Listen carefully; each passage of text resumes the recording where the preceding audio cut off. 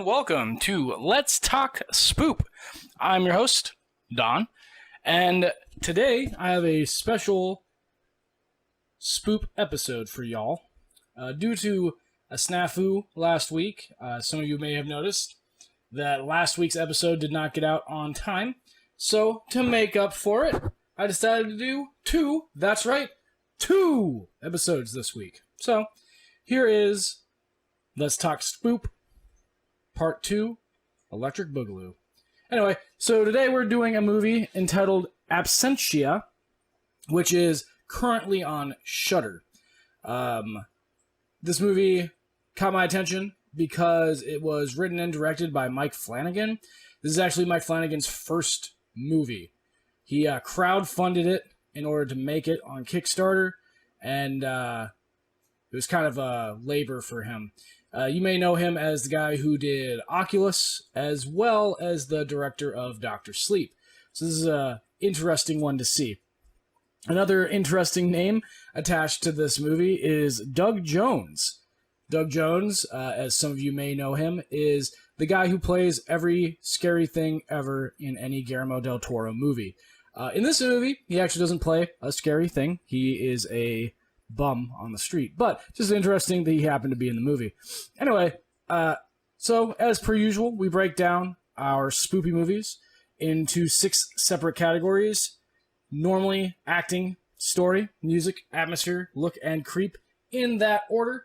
I decided that I didn't like that order because it doesn't really make sense for me to talk about the acting before I talk about the story. So instead, we switched them. So we're going to start with the story. So, what is Absentia about? A suspiciously pregnant woman declares her husband dead in absentia. For those of you who don't know what that means, dead in absentia means that he hasn't been seen in 7 or more years, so she can legally declare him dead. And that has been exactly 7 years. Her little sister comes to visit because she needs help moving out of her place, and her sister is trying to clean up. She is very strongly implied to be a heroin addict, although they never actually state heroin as what she's addicted to, but she does make allusions to it, talks about chasing dragons and putting a needle in her arm, so heroin addict.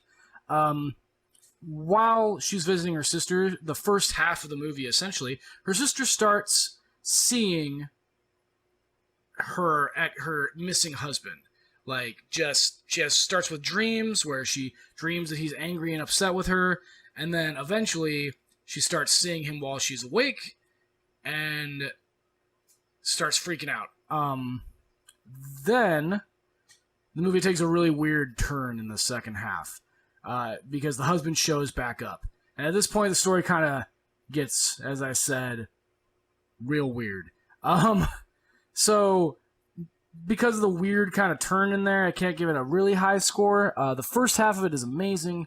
The creepiness and the build-up is so well done. And then the story starts to go a little haywire. So I'll give it a 3 out of 5 for story. Acting, nothing special, but not bad. So 3 out of 5. Like I said, this was a labor done by Mike Flanagan that he funded through crowdsourcing. So he wasn't getting any really big names attached to it aside from Doug Jones, but he wasn't really getting any big names. So the acting wasn't spectacular, but it was good, so 3 out of 5 for acting. The music is very well done in this movie. I can't think of a specific song or anything like that kind of hits you in the fear butt, but the music is very low key and kind of quietly plays in the background throughout the movie, and that really helps to pull you into the individual scenes. So I gave it a 4 out of 5 for music. The atmosphere, they do a lot of really cool camera angles. The whole thing is filmed in handheld cameras, surprisingly, so that's kind of cool. So they do a lot of really cool angles, and it's a little jerky, but not bad. And the angles really help to build kind of the you are there in this moment vibe. So 3.5 out of 5 for atmosphere. The look, nothing special. I do like that they pretty much just use makeup for the majority of it. So 3 out of 5 for the look. Creepiness. So of all the movies that I have reviewed so far, this movie is the creepiest. It's got at least 4 jump scares, one of which I thought was really good early on. The husband, because it's only makeup that they use for him in the first half, the way he appears is very mildly, subtly creepy. So I really enjoyed it. I gave it a 4 out of 5 for creepiness.